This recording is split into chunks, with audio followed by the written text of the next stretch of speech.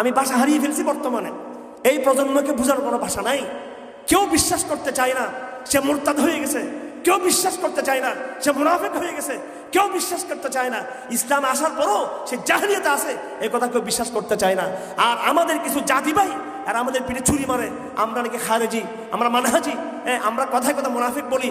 এই সমাজ মুনাফিকের সমাজ নয়তো কিসের সমাজ? এই সমাজ আধুনিক সমাজ।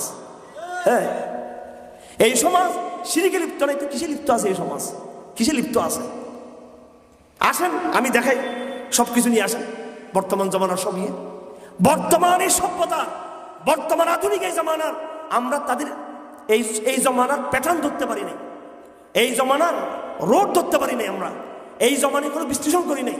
কই মাঠের ছাত্র যারা আছে এদেরকে বলতে চাই, এখানে অনেকে আছেন আমাদের ভাইয়েরা, ছাত্রদের মোটিভেশন করা হচ্ছে না। ছাত্রদের কেন? এখানকার ছাত্ররা 4-5 হাজার ছাত্র কিন্তু যথেষ্ট নয় এই পুরো বাংলাদেশকে এর তাদের সেলাপ থেকে তাদেরকে জনগণকে ফিরে আনার জন্য বছর পর বছর দাওরা পাশ করে ছেলের বের হচ্ছে।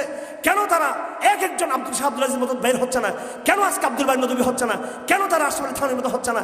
কেন আজকে হৃদ্যতের সেলাপকে তারা বন্ধ করে দিচ্ছে না? কেন? এই কথা কি আমার?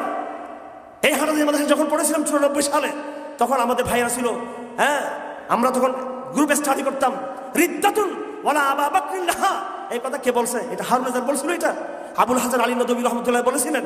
এই বর্তমান আধুনিক সমাজকে দেখে তারা তিনি বলেছিলেন রিদ্দাতুন ওয়ালা আবা বাকরিল্লাহ, বর্তমান জামানায় রিদ্দত চলতেছে কিন্তু কোনো আবু বকর নেই। এই সাইলাবকে প্রতিরোধ করার জন্য এই পড়াশোনা করে শুধু আনুষ্ঠানিকতা করবো আর ব্যানার সাবাবু খাতমা বুখারী মুফতি মিজুল সাহেব থাকতে স্পষ্ট বলতে চাই, এরকম কোনো ব্যানার ওনার জামানায় হয় নাই, এরকম কোনো ব্যানার শাহ আব্দুল কাইমের জামানায় হয় নাই, এরকম কোনো ব্যানার শাহ আব্দুলের জামানায় আমরা দেখিনি। আমি দাওরা পড়েছি। আপনাদের কাজ আরো বড়, খাতমা বুখারীর চেয়ে তোমাদের কাজ আরো বড়। তোমার দায়িত্ব হলো ঢাকা বিশ্ববিদ্যালয়কে কুফরের পথ থেকে ঈমানের পথে নিয়ে আসা, চট্টগ্রাম বিশ্ববিদ্যালয়কে কুফরের পথ থেকে ঈমানের পথে নিয়ে আসা, রাজশাহী খুলনা বিশ্ববিদ্যালয়কে কুফরের পথ থেকে ঈমানের পথে নিয়ে আসা তোমাদের দায়িত্ব ছিল। আলম হামাওয়াইরা জচঙ্গিজ ইয়াফরং মেমার হারাম বাস বাতামির জাহাं খেস, তোমাদের পিতা ইব্রাহিম তৌহিদ दुनिया की बुत कदों में पहला वगर खुदा का हम उसके पासबा है वो पासबा हमारा। আমাদের দায়িত্ব ছিল তৌহিদের দায়িত্ব ছিল, আর আমরা নিজেদেরকে হারিয়ে ফেলেছি আনুষ্ঠানিকতার মধ্যে।